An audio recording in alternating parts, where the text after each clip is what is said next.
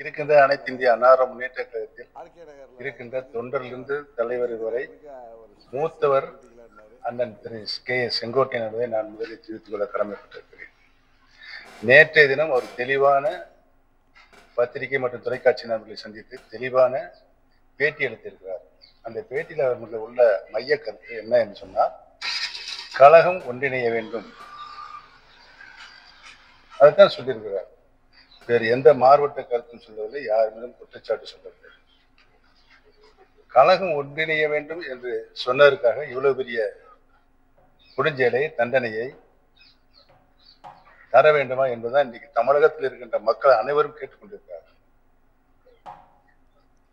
கழகம் பிரிந்ததிலிருந்து 2-3 அணிகளாக பிரிந்ததிலிருந்து தொடர் தோல்விகளை 11 தேர்தலில், நாடாளுமன்ற தேர்தல், சட்டமன்ற தேர்தல், உள்ளாட்சி ஊரக உள்ளாட்சி தேர்தல், அனைத்து தேர்தலிலும் தோல்வியை சந்தித்திருக்கிறது. இந்த தோல்வி அனைத்து இந்திய அன்னார முன்னேற்ற கழகத்திற்கு தேவைதானா என்பதுதான் மக்களுடைய எண்ணப்பாடாக, கேள்வியாக இருக்கிறது. இதிலிருந்து விடுபட வேண்டும் என்று சொன்னால் கழகம் இணைய வேண்டும் என்ற ஒரே கருத்து தான் அனைத்து இந்திய அன்னார முன்னேற்ற கழகத்தில் இருக்கின்ற 1.5 கோடி தொண்டர்களின் மனதில் இருக்கிறது. பொதுமக்கள் தலைவர் மீதும் மாண்புமிகு அம்மா மீதும் கழகத்தின் மீதும் பாசம் பற்று கொண்டிருக்கின்ற பொதுமக்கள் அவருடைய மனதிலும் இருக்கிறது. இன்னைக்கு இவையெல்லாம் புறந்தள்ளிவிட்டு அவரை அனைத்து பொறுப்புகளிலிருந்து எடுத்திருப்பது சர்வாதிகாரத்தினுடைய உச்ச நிலை என்பதை மட்டும் நான் தெரிவித்துக் கொள்ள கடமைப்பட்டிருக்கிறேன். அவர் 10 நாட்கள் அந்த கெடுன்னு ஒன்று விதிச்சாரு. அவர் கழகத்துல பிரிந்தவர்களை ஒன்றிணைக்கணும் அப்படின்னு சொல்லி. அப்போ அந்த ஒன்றிணைக்காத பட்சத்தில் நாங்களே அந்த ஒருங்கிணைப்பு பணியை தொடர்வோம் அப்படின்னு சொல்லியிருக்காரு. நல்ல விஷயம் தானே.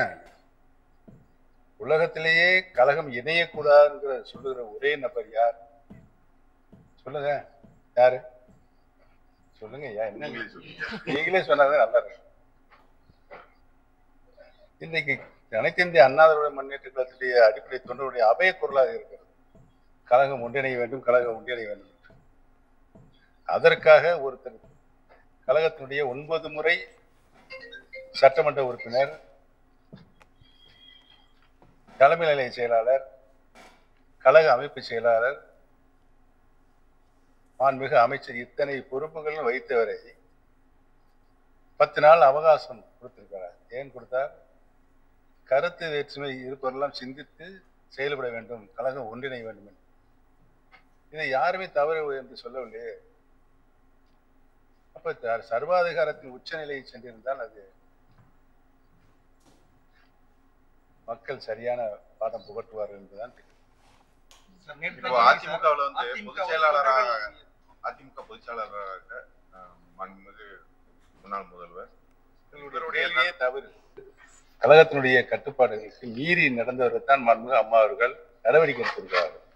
பிரிந்தவர்கள் ஒன்று செல்ல வேண்டும், ஒன்றிணைக்க வேண்டும் என்று சொன்னவர்கள் மீது மாண்புமிகு புரட்சி தலைவர் மாண்புமிகு அம்மா நடவடிக்கை எடுத்தது. மிகப்பெரிய தோல்வி 1989 ஏற்பட்டது கழகத்திற்கு. தலைவர்கள் இணைவதற்கு முன்பாக தொண்டர்கள் இணைந்து மீண்டும் அனைத்து இந்திய அன்னார முன்னேற்ற கழகம் ஒருங்கிணைந்து மதுரை மருங்காவில் நடைபெற்ற சட்டமன்ற இடைத்தேர்தலில் வென்று மீண்டும் ஆட்சியை கைப்பற்றுகின்ற ஒரு நல்ல சூழல் உருவானது. அனைத்து இந்திய அன்னார முன்னேற்ற கழகத்தின் 50 ஆண்டு கால சரித்திரத்தின் 30 ஆண்டு காலம் ஆண்டிருக்கின்ற கட்சி அனைத்து இந்திய அன்னார முன்னேற்ற கழகம் இன்றைக்கு இந்த நிலையில் இருக்கிறது. தொடர் தோல்வி, இது தேவைதானா? மாண்புமிகு அம்மாவில் எந்த நிலையில் நம்மிடம் கட்சியை ஒப்படைத்தார்கள்?